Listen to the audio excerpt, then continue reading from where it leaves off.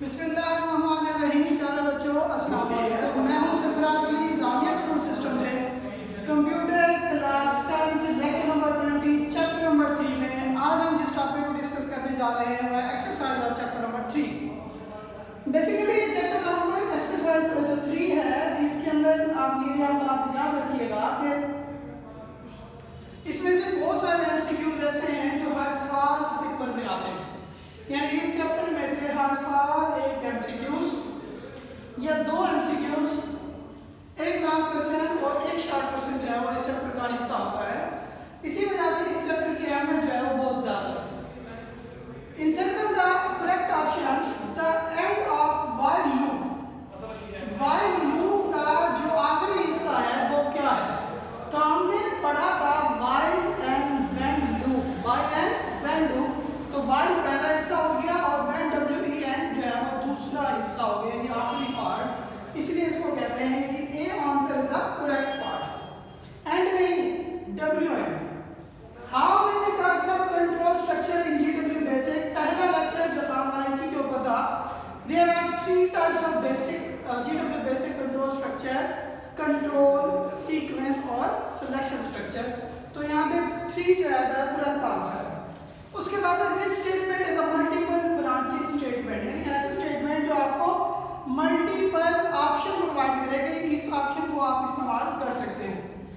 On go to, if else, go to, on, error, go to line number. अब यहाँ on, error, go to line number सिर्फ एक line number की तरफ इशारा कर रहा है। गो टू सिर्फ एक ट्रांसफर कंट्रोल प्रोवाइड करती है। इफ एल्स एक डिसीजन सैंपल प्रोसेस है। तो ऑन गो टू स्टेटमेंट वो स्टेटमेंट है जो आपको मल्टीपल ब्रांचिंग प्रोवाइड करती है। For next is used to implement. For next क्या है? बेसिकली एक लूपिंग स्ट्रक्चर है जो किसी भी स्टेटमेंट या सेट ऑफ स्टेटमेंट को तब तक एग्जीक्यूट करता है जब तक स्टेटमेंट ट्रू या फिर फॉल्स नहीं हो जाती। तो आइटरेशन या साइकिल जो है ना वो एग्जैक्ट आंसर है।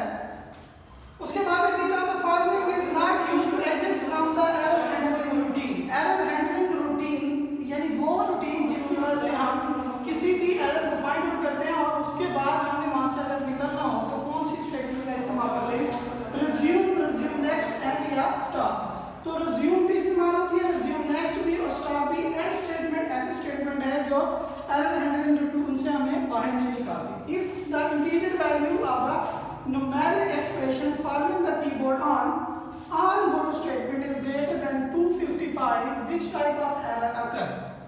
बेसिकली तो एरर ये आता है आउट ऑफ रेंज का। अब आउट ऑफ रेंज की जब बात करते हैं तो एक लिमिट जो सेट कर दी जाती है उसके बाद एक्स्ट्रा जो 9 नंबर होते हैं उनको हम कहते हैं आउट ऑफ रेंज एरर।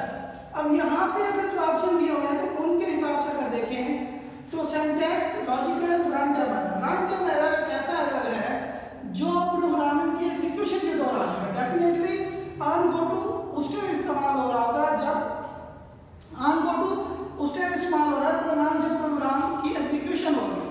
अब एग्जीक्यूशन के दौरान कोई ऐसी स्टेटमेंट दे देता है जो उसके अंदर एग्जिस्ट नहीं करती हो तो फिर आउट ऑफ रेंज या फिर रन टाइम एरर जो है वो प्रोग्राम के अंदर आएगी। विच of the following is not logical operator. कौन सा ऑपरेटर ऐसा है जो लॉजिकल ऑपरेटर नहीं है? एंड, नॉट, नेदर, और। 3 ऑपरेटर्स हैं, एंड, नॉट और आर। ये वो ऑपरेटर हैं जो लॉजिकली वर्क करते हैं।